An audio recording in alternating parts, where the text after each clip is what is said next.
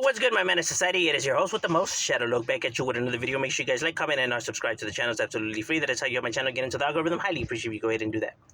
Now, what I wanted to discuss was actually something that I was having a conversation with this individual, right? He was saying about, I guess he's seen one of my videos, right? And he said, what is it that these young gangsters out there that be throwing stuff on social media that they're, that they're being down, that he doesn't see nothing wrong with individuals throwing stuff out there, right? Like, because that they're gangsters, they don't give a fuck, and a gangster doesn't give a fuck, and he's not scared of police or nothing like that, which is absolutely reckless kind of thinking, right?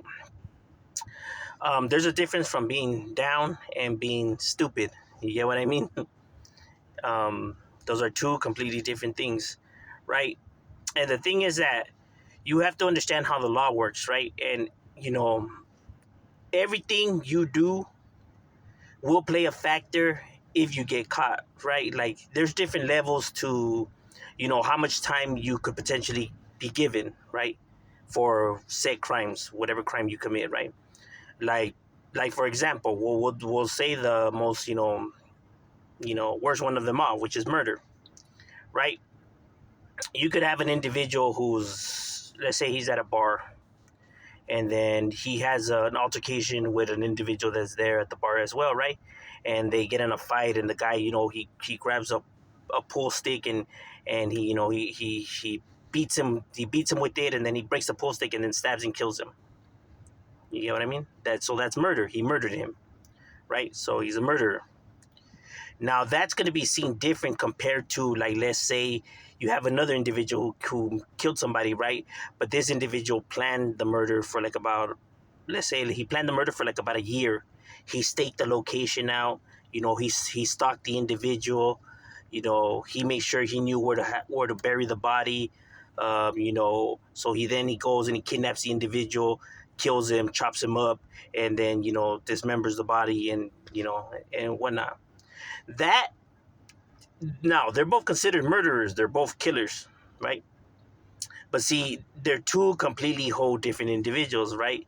You can rehabilitate one, right? Because this individual wasn't looking to, he wasn't looking to kill the individual, right? Like, they had an altercation, it escalated, and, she got out of hand, and, he ended up killing the individual.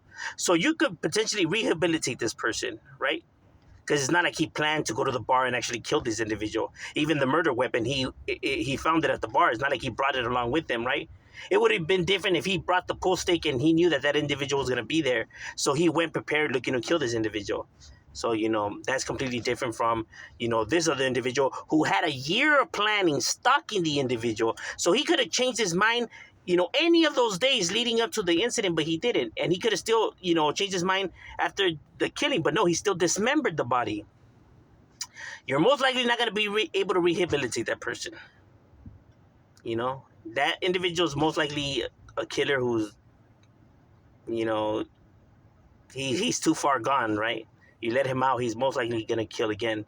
Compared to this individual, you can rehabilitate this individual, let him out, and, you can be, on a better side knowing that he probably won't kill another person, right? So there's levels to crimes, right? Even, when people throw stuff out there, right? It's different. Like, let's say you and your homies are posted kicking it, and the cops arrive, and they search all of you guys, and they find a gun on you. They find a gun on you. Now, you're a gang member in possession of a firearm, an illegal firearm, right?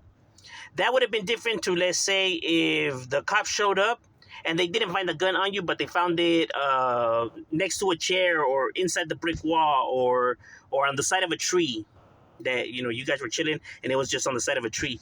Now, even though they found the firearm around the area where you were at, you can still argue that firearm doesn't belong to you. That firearm was already there. I don't know whose firearm is it.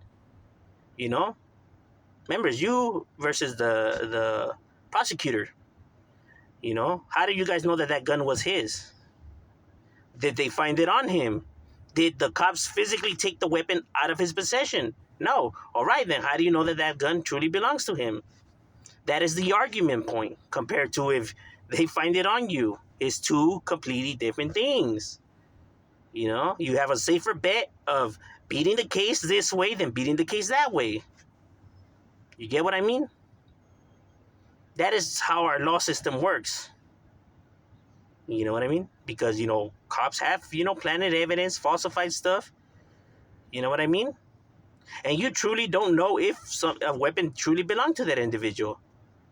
I was, seeing that there's one case, right, where they found a gun. The individuals were chilling at a park and they found a gun, around the table where they were at. But it turned out that the weapon wasn't theirs, that weapon truly was already at the park. I guess somebody must have forgot it, or I don't know what the fuck. You know what I mean? But examples like that, your lawyer will bring up, and in order to argue your case.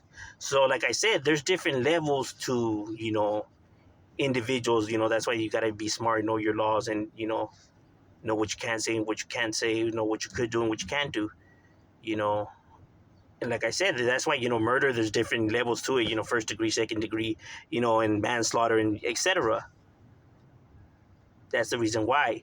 When people be like, what does it make a difference? A murder is murder. A murder is a murder. Like, it doesn't matter how he killed the individual. So why are we wasting time here? Just lock him up, because a murder is a murder. Like, no, that's not how it works.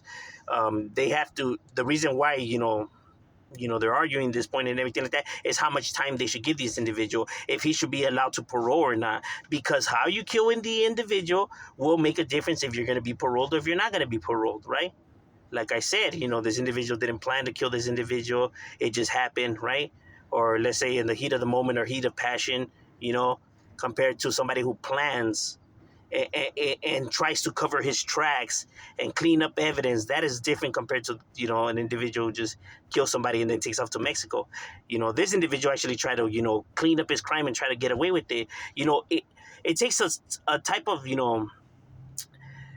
it gives you a better understanding of the person's psyche, right, where he's at, mentally.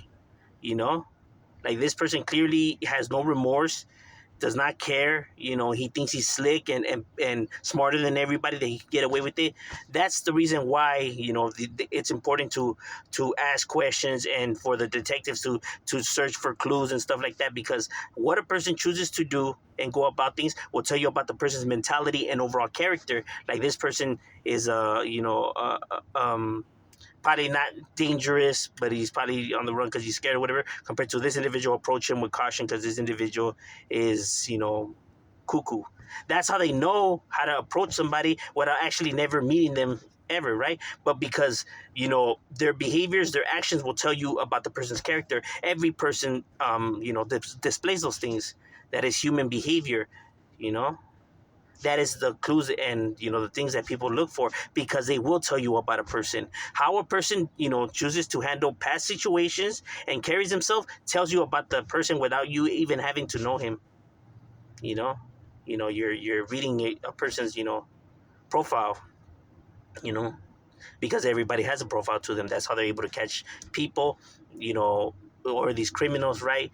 And they're able to know all this about them without actually even knowing who the person, specifically is yet. Because people's behaviors tell you about themselves. Because we all have them, we all have a profile to us. Even if you think that you're random and, you don't, you do. It's human behavior, and it's just knowing which puzzle the person falls underneath, right? Then you'll get a better idea about the individual. But overall, that's just my opinion. What do you guys think? Leave it in the comments. Shout out, we out.